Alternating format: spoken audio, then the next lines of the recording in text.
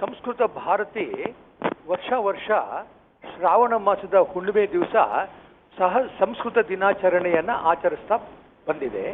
ಸಂಸ್ಕೃತ ಭಾಷೆ ನಮ್ಮೆಲ್ಲರ ಭಾಷೆ. ಸಹಸ್ರಾರು ವರ್ಷಗಳಿಂದ ನಮ್ಮ ಭಾಷೆಯಾಗಿ ಅದು ವಿಜೃಂಭಿಸಿತ್ತು. ಸಂಸ್ಕೃತ ಭಾಷೆಯಲ್ಲಿ ನಮ್ಮ ಭಾರತೀಯ ಸಂಸ್ಕೃತಿಯ ಸಾರ ಅಂತ ಅನ್ನೋದು ಬೇರೆ ಬೇರೆ ವಿಚಾರ ಪ್ರವಾಹಗಳಲ್ಲಿ ಹರಿತಾ ಬಂದಿದೆ. ವೇದಗಳಲ್ಲಿ, ಶಾಸ್ತ್ರಗಳಲ್ಲಿ, ಪುರಾಣ, ಕಾವ್ಯ, ನಾಟಕಗಳಲ್ಲಿ ಸಂಸ್ಕೃತ ಭಾಷಾ ಸರಸ್ವತಿ ಕವಿ ಋಷಿಗಳ ವಾಣಿಯಾಗಿ ಕುಣಿದು ಅವರ ಲೇಖನಿನಲ್ಲಿ ಮೂಡಿ ಅಧ್ಯಾತ್ಮದ ತುತ್ತ ತುದಿಯ ದರ್ಶನ ಹಾಗೂ ಕಲಾ ಪ್ರಕಾರಗಳ ನರ್ತನದ ಪ್ರದರ್ಶನ ಮಾಡಿಸಿದ್ದಾಳೆ. ಭಾರತೀಯ ಸಂಸ್ಕೃತಿಯ ಬೇರೆ ಬೇರೆ ಮಜಲುಗಳನ್ನು ದರ್ಶನ ಮಾಡಿಸ್ತಾ ಬಂದಿದ್ದಾಳೆ.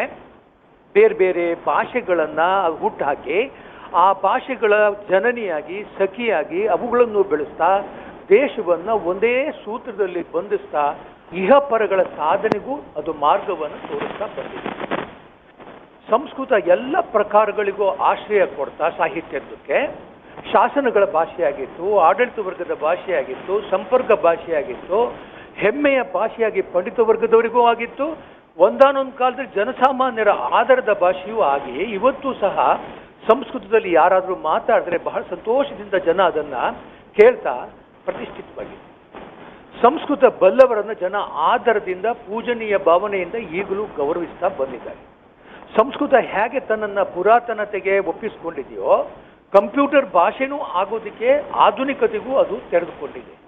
ಸಂಸ್ಕೃತದಲ್ಲಿ ಇವತ್ತು ಸಹ ಸಾಹಿತ್ಯದ ರಚನೆ ಆಗ್ತಾ ಇದೆ. ಕಾವ್ಯ ಕಾದಂಬರಿಗಳ ಅನುವಾದಗಳು ಬರ್ತಾ ಇದ್ದಾವೆ. 250ಕ್ಕೂ ಹೆಚ್ಚು ವಿದೇಶಿ ವಿದ್ಯಾಲಯಗಳಲ್ಲಿ, ವಿಶ್ವವಿದ್ಯಾನಿಲಯಗಳಲ್ಲಿ, 35ಕ್ಕೂ ಹೆಚ್ಚು ದೇಶೀಯ ವಿಶ್ವವಿದ್ಯಾನಿಲಯಗಳಲ್ಲಿ ಆ ಭಾಷೆಯಲ್ಲಿ ಇವತ್ತಿನ ರಿಸರ್ಚು ಮಾಡ್ತಾ ಇದ್ದಾರೆ. ಅಧ್ಯಯನ ನಡೀತಾ ಇದೆ. ನಮ್ಮ ಸಂಸ್ಕೃತ ಭಾಷೆಗೆ ಶಾಸ್ತ್ರೀಯ ಭಾಷೆ ಅಂತ ಒಂದು ದರ್ಜೆನೂ ಸಿಕ್ಕಿದೆ. ಪಾರ್ಲಿಮೆಂಟಿನಲ್ಲಿ ಸಂಸ್ಕೃತ ಕೇಂದ್ರೀಯ ವಿಶ್ವವಿದ್ಯಾನಿಲಯಗಳ ಸ್ಥಾಪನೆಯ ಮಸೂದೆನೂ ಪಾರಿತವಾಗಿದೆ. ದೇಶದಲ್ಲಿ ಸಂಸ್ಕೃತದ ಬಗ್ಗೆ ನಮಗೆ ಕೆಲವರಿಗೆ ತಪ್ಪು ಕಲ್ಪನೆ ಇದೆ. ಅದು ಮೃತ ಭಾಷೆ ಅಥವಾ ಗ್ರಂಥಸ್ಥ ಭಾಷೆ, ಅದು ಮ್ಯೂಸಿಯಂನ ಭಾಷೆ ಅಂತ ಹೇಳ್ಬಿಡ್ತಾರೆ. ಪಠ್ಯಕ್ರಮದಲ್ಲಿ ನಾವು ಮೆಕಾಲೆ ಅವರು ವಿದೇಶಿಯರ ಭಾಷೆ ಪದ್ಧತಿ ಅನುಕರಣದಿಂದಾಗಿ ಅದನ್ನೇ ನಾವು ಅನುಸರಿಸ್ತಾ ಬಂದಿದ್ದರಿಂದ ಅದೇನೋ ಬಹಳ ಕಷ್ಟ ಅಂತ ಅನಿಸ್ಬಿಟ್ಟಿದೆ. ಸಂಸ್ಕೃತ ಭಾಷೆ ನಮಗೆ ಕಿವಿಗೆ ನಿರಂತರವಾಗಿ ಬೀಳೋ ಹಾಗಾದರೆ, ಸಂತೆ ಮಾರ್ಕೆಟುಗಳಲ್ಲಿ, ರೈಲ್ವೆ ಸ್ಟೇಷನ್ಗಳಲ್ಲಿ, ಬಸ್ ಸ್ಟ್ಯಾಂಡುಗಳಲ್ಲಿ ಜನ ಮಾತಾಡೋ ಹಾಗಾದರೆ ಈ ತರಹದ ತಪ್ಪು ತಿಳುವಳಿಕೆ ದೂರ ಆಗ್ಬೋದು. ಆಲ್ ಇಂಡಿಯಾ ರೇಡಿಯೋದಲ್ಲಿ ನಮಗೆ ಸಂಸ್ಕೃತದಲ್ಲಿ ವಾರ್ತೆ ಬರ್ತದೆ. ಅದನ್ನು ನೀವು ಕೇಳಿದಾಗ ಅರೆ ನಮ್ಮದೇ ಭಾಷೆ ನಮ್ಗೆ ಅರ್ಥ ಆಗುತ್ತೆ. ಸಂಸ್ಕೃತ ಭಾಷೆ ಯಾರದೇ ಯಾವುದೇ ಒಂದು ವರ್ಗದ ಸ್ವತ್ತೇನೂ ಅಲ್ಲ, ಎಲ್ಲ ಜಾತಿಯ ಎಲ್ಲ ವರ್ಗದವರ ಸ್ವತ್ತು. ಅದು ಸಮಸ್ತ ಭಾರತೀಯರ ಸಂಪತ್ತು. ಸಂಸ್ಕೃತಿಯ ಏಕತೆಯನ್ನು ಅದು ಸಾಧಿಸ್ತಕ್ಕಂಥ ದಿವ್ಯ ಮಂತ್ರನೂ ಹೌದು. ಹೀಗಾಗಿ ಈ ಒಂದು ಸಂಸ್ಕೃತ ಯಾವುದೋ ಒಂದು ಐತಿಹಾಸಿಕ ಕಾರಣಗಳಿಂದಾಗಿ ಸ್ಥಾನ ಕಳ್ಕೊಂಡಿದ್ದರಿಂದ, 8ನೇ ಶತಮಾನದಲ್ಲಿ ವಿದೇಶಿಯರು ಬಂದಿದ್ದರಿಂದ, ಪರ್ಷಿಯನ್, ಅರೇಬಿಕ್ ಭಾಷೆಗಳು ರಾಜಭಾಷೆಗಳಾಗಿ, ಶಾಸನದ ಭಾಷೆಗಳಾಗಿ ಹೇರಲ್ಪಟ್ಟಿದ್ದರಿಂದ, ಆಂಗ್ಲರ ಕಾಲದಲ್ಲಿ ಇಂಗ್ಲಿಷ್ ಆ ಸ್ಥಾನವನ್ನು ಅಲಂಕರಿಸಿದ್ರಿಂದ, ಒಂದು ಇಂಗ್ಲಿಷ್ ಶಾಲೆಗಳು ಪ್ರಾರಂಭ ಆಗಿದ್ದರಿಂದ ಸಂಸ್ಕೃತಕ್ಕೆ ಸಿಗಬೇಕಾಗಿರ್ತಕ್ಕಂಥ ಸ್ಥಾನಮಾನ ಸಿಗದೆ ಇಂಗ್ಲೀಷಿಗೆ ಆ ಸ್ಥಾನಮಾನ ಸಿಕ್ತು. ಆಮೇಲೆ ಇಂಗ್ಲಿಷ್ ಅಧ್ಯಯನಕ್ಕೆ ಬೇಕಾಗಿರ್ತಕ್ಕಂಥ ಬಹಳ ಒಂದು ಪ್ರಾಶಸ್ತ್ಯ ಸಿಕ್ಕು ಸಂಸ್ಕೃತ ಪಾಠಶಾಲೆಗಳೆಲ್ಲ ಮುಚ್ಚಬಹುದು. ಸಂಸ್ಕೃತದ ಅಧ್ಯಯನಕ್ಕೆ ಯಾರೇ ರಾಜರುಗಳದು ಪ್ರೋತ್ಸಾಹ ಸಿಗಲಿಲ್ಲ, ಜನಗಳ ಪ್ರೋತ್ಸಾಹ ಸಿಗಲಿಲ್ಲ. ಆಕ್ರಮಣಗಳು ಆಗಾಗ ಅಲ್ಲಲ್ಲೇ ನಡೆದಿದ್ದರಿಂದ ವ್ಯವಹಾರ ಭಾಷೆಯಾಗಿ ಉಳಿದೇ ಇದ್ದರಿಂದ ಕೇವಲ ಕೆಲವರ ಭಾಷೆ ಆಗಿದ್ದು ಅದೊಂದು ಐತಿಹಾಸಿಕ ಕಾರಣ. ಆದರೆ ಸಂಸ್ಕೃತದಲ್ಲಿ ಏನೊಂದು ನಂದಾದೀಪ ಹಚ್ಚಿಟ್ಟಿದ್ರು ಋಷಿಗಳು, ಮುನಿಗಳು. ಆ ನಂದಾದೀಪ ದಿವ್ಯ ಜ್ಯೋತಿಯಾಗಿ ಉರಿತಾನೇ ಇತ್ತು. ಯಾವ ಕಾಲಕ್ಕೂ ಯಾವುದೇ ಒಂದು ಅಂತಾರಾಷ್ಟ್ರೀಯ ಭಾಷಾ ಶಿಖರ ಸಮ್ಮೇಳನಗಳಲ್ಲಿ ಯಾವುದೇ ಭಾಷೆಯ ಶ್ರೇಷ್ಠ ಕೃತಿಗಳನ್ನು ಸರಿಗಟ್ಟುವಂಥ ಕಾವ್ಯಗಳು, ಸಾಹಿತ್ಯ ಕೃತಿಗಳು ನಮ್ಮ ದೇಶದ ಒಂದು ಸಂಸ್ಕೃತದ ಭಾಷೆಯಲ್ಲಿ ಅಡಕವಾಗಿದೆ. ಯಹೂದಿಗಳ ಹೀಬ್ರೂ ಭಾಷೆ ಸಂಸ್ಕೃತದಂತೆ ಏರುಪೇರುಗಳನ್ನ ಕಾಣ್ತು. ಆದರೆ ಅದು ಕಣ್ಮರೆ ಆಗದೇ ಇರೋದಕ್ಕೆ ಒಂದು ಹೋರಾಟ ನಡೀತು. ಸಂಸ್ಕೃತಕ್ಕಾಗಿ ನಾವು ಅಂತ ಹೋರಾಟ ಮಾಡಲಿಲ್ಲ. ಹಿಂದಿ ಇವತ್ತಿನ ದಿವಸ ಬಹುಜನರ ಭಾಷೆ, ದೇಶದ ಸಂಪರ್ಕ ಭಾಷೆಯಾಗಿದೆ. ಪ್ರಾದೇಶಿಕ ಭಾಷೆ ಪ್ರದೇಶದ ಜನರ ಆಶೋತ್ತರಗಳನ್ನು ಬಿಂಬಿಸ್ತಕ್ಕಂಥ ಮಾತೃಭಾಷೆಯಾಗಿ ಅಭಿವೃದ್ಧಿ ಹೊಂದುತ್ತೆ. ಆಡಳಿತಾಧಿಕಾರಿಗಳು ಹಾಗೂ ಬ್ರಿಟಿಷ್ ಪದ್ಧತಿಯ ಶಿಕ್ಷಣ ಕ್ರಮದಲ್ಲಿ ನುರಿತವರಿಂದಾಗಿ ಇಂಗ್ಲಿಷ್ ಪ್ರಭಾವ ಹೋಗಲಿಲ್ಲ.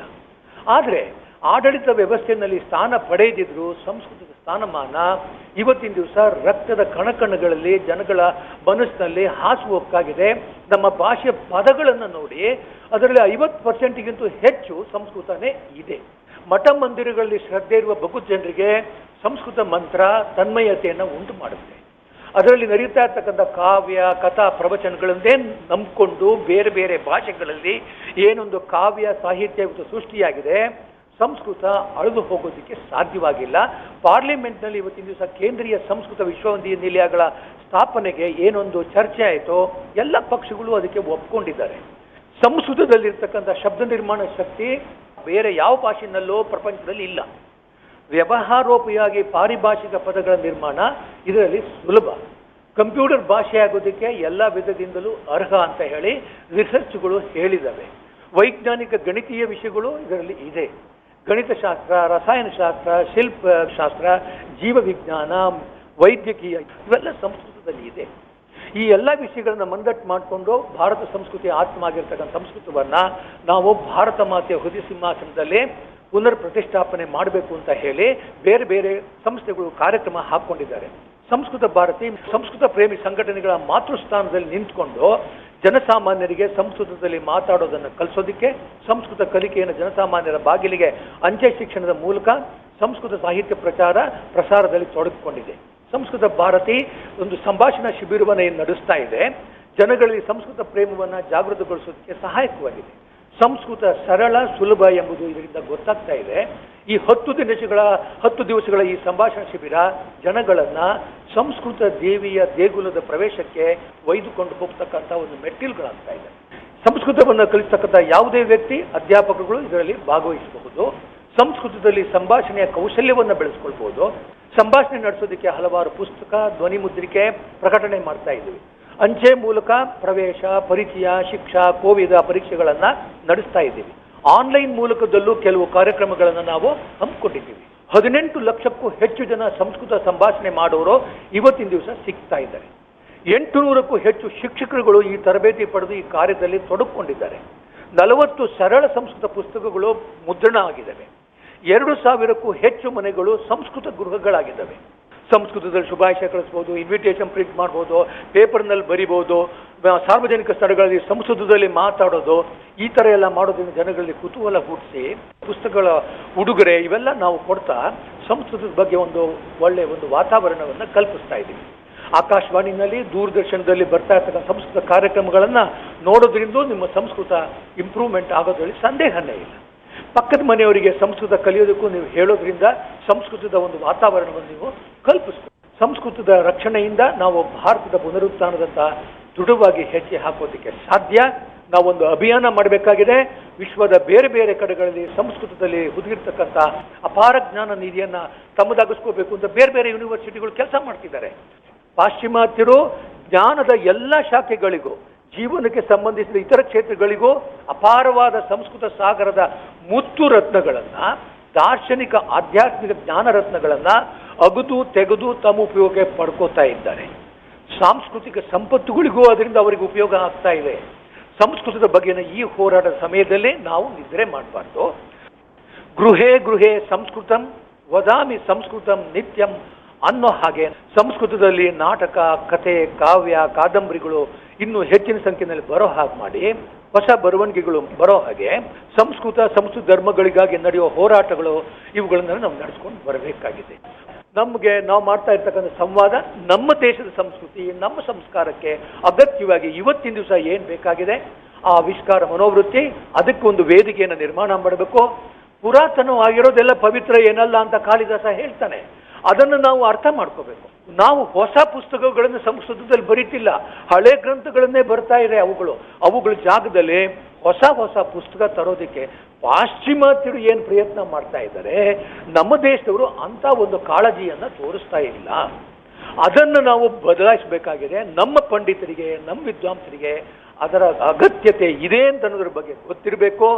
ನಮ್ಮ ಸಂಸ್ಕೃತ, ನಮ್ಮ ಸಾಹಿತ್ಯ, ನಮ್ಮ ವಿಚಾರ ಅದನ್ನು ಯಾವ ತರಹ ನಾವು ಬದಲಾಯಿಸ್ಬೋದು, ಬರಿಬೋದು. ಭಾರತ ವಿಶ್ವಗುರು ಆಗಬೇಕಾಗಿದೆಯಲ್ಲ, ಇದಕ್ಕೆ ಒಂದು ಹೊಸ ಕುರುಕ್ಷೇತ್ರ ನಾವು ನಿರ್ಮಾಣ ಮಾಡಬೇಕಾಗಿದೆ. ಆ ಹೋರಾಟ ನಡಿಬೇಕಾಗಿದೆ. ಸಂಸ್ಕೃತಿಯ ಜಾಗರಣ ಮಾಡೋದಕ್ಕೆ ಈ ಸಂಸ್ಕೃತ ಸಪ್ತಾಹ ಏನು ನಡೀತಾ ಇದೆ, ಈ ಸಂದರ್ಭದಲ್ಲಿ ಅದನ್ನು ನಾವು ವಿಚಾರಿಸ್ಕೊಂಡು ನಾವು ಚಿಂತನ ಮಂಥನ ಮಾಡಬೇಕಾಗಿದೆ. ಅಂತಹ ಒಂದು ಸಂಸ್ಕೃತದ ಸಾಹಿತ್ಯದಲ್ಲಿ ಮಿಂದಿರ್ತಕ್ಕಂಥ ಎಲ್ಲ ವಿಚಾರಗಳನ್ನು ಅದರಲ್ಲಿ ಜೋಡಿಸ್ಕೊಂಡು ಕೆಲಸ ಮಾಡಬೇಕಾಗಿ ಬಂದಿದೆ.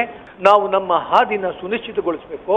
ಸಂಸ್ಕೃತಕ್ಕಾಗಿ ನಡೆಸಬೇಕಾಗಿರೋ ಹೋರಾಟದಲ್ಲಿ ಮುಂದಿನ ಹಾದಿ ಏನು ಅಂತ ಅನ್ನೋದನ್ನು ನಾವೀಗ ಅಳವಡಿಸ್ಕೊಳ್ಬೇಕಾಗಿ ಬಂದಿದೆ.